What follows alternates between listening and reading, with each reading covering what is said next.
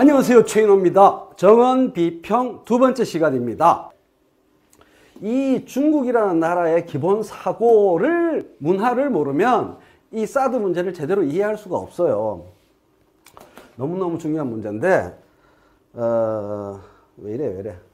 너무너무 중요한 문제인데, 이거 좀 지우고요. 흥분을 좀 가라앉히고. 중국, 지금 얘기되고 있는 건 신양극 체제라고 해요, 지금. 별로 어려운 말은 아니고, 신양극 체제. 요게 대륙 세력, 해양 세력이라는 말만큼이나 너무나 한반도를 둘러싼 정세를 이해할 때 가장 중요한 용어입니다. 한마디로 냉전 체제가 무너지고, 소련 대 미국의 냉전 체제가 무너지고, 새로 한참 그 국제 분쟁, 냉전 체제가 무너지고 세계 곳곳이 내전과 분쟁으로 점철되고 있는 기간을 지나서 새로 수립된 게 신양극 체제입니다. 중국하고 미국하고 대결하는 것이 국제정세 전체의 가장 기본 팩터라는 얘기예요. 그 축을 중심으로 세상에서 벌어지는 일들을 봐야 된다는 겁니다. 그런데 이 중국이라는 나라는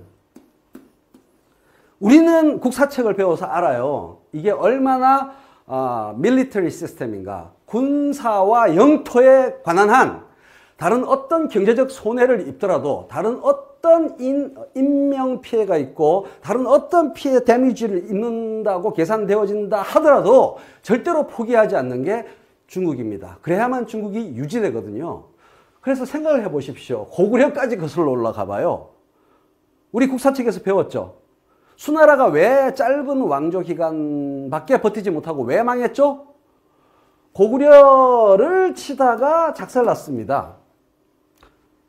두 번인가 하다가, 그죠? 당나라도 그랬고, 계속 와서 어마어마하게 전쟁을 우리하고 치르고, 전쟁 준비하느라고 나라가 거덜날 판이 되어도 그리고 1950년 6.25라는 엄청난 동아시아 전쟁 이때도 우리 이른바 인해 전술, 그 수많은 중공군을, 인민해방군을 죽여가면서 여기에 왔단 말이에요. 여기 다 쫄쫄 굶고 있는데, 그게 왜 그러냐? 호전적이고 싸움을 좋아하기 때문이 아닙니다. 중국이 하나의 통일된 제국으로 유지되기 위해서 가장 중요한 가치가 군사와 국방, 군사와 영토예요. 그래서 양안 문제라는 것도 여러분이 국제면에서 보시면 이 양안 문제가 왜 그렇게 국제면을 많이 차지하는지도 이 부분과 관련해서 나중에 제가 따로 말씀드릴 때가 있을 거고.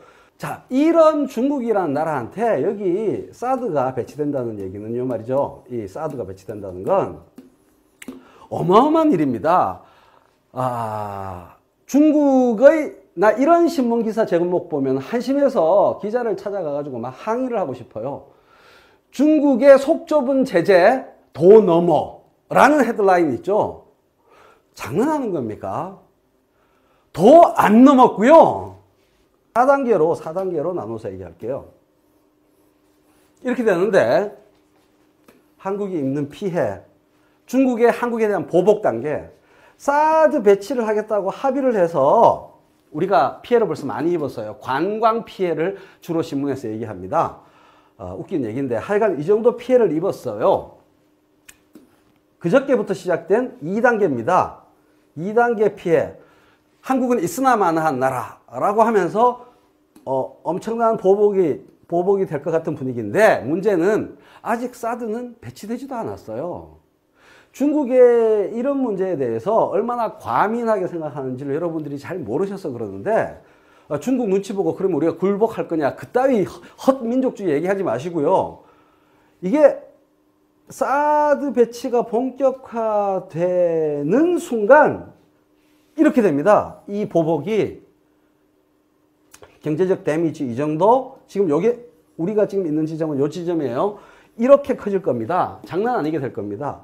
그리고 이 3단계는 뭐냐? 실제로 배치되면 상상을 초월하는 경제 보복, 각종 보복을 할 겁니다. 국제 무대에서의 보복도 그렇고요.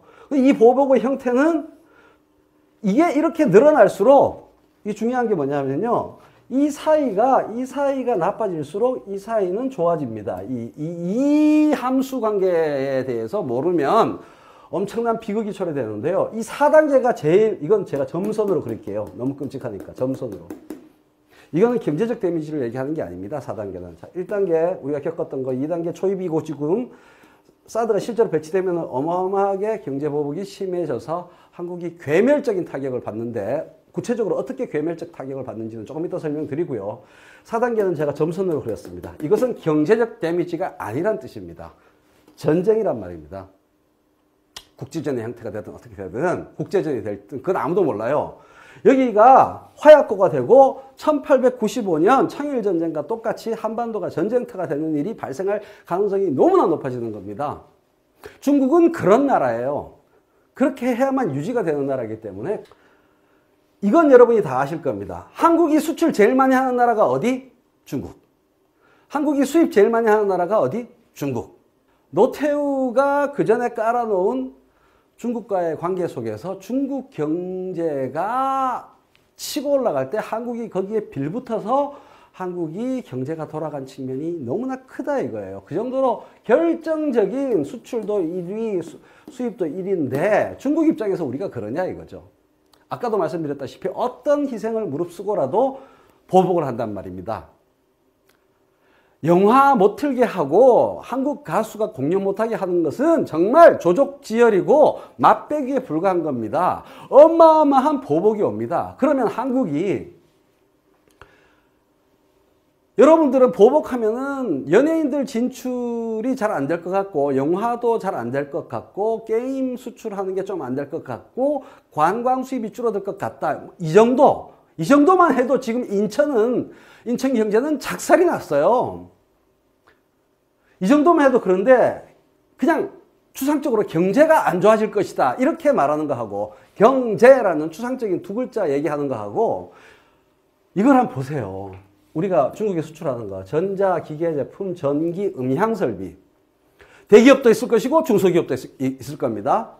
광학, 사진, 의료 등의 설비 및 부품, 원자로, 보일러, 기계, 기구 및 부품, 유기화학품, 플라스틱 및 플라스틱 제품, 자동차 및 자동차 부품, 강철, 처리된 강철이죠. 처리된 구리, 알루미늄, 가구, 목가구, 플라스틱 가구, 침구, 조명기구, 화학 섬유, 유리 제품, 비금속, 피혁.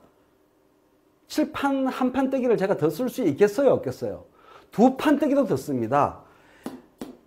아, 맞아. 이걸 제가 읽어 나갈 때마다 맞아. 경제에 저런 부문이 있었지.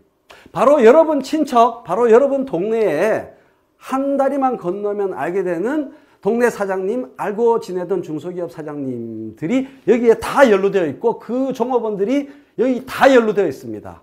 다 망하는 겁니다. 그냥 작살나는 거예요. 대기업, 중소기업 다 작살나는 겁니다.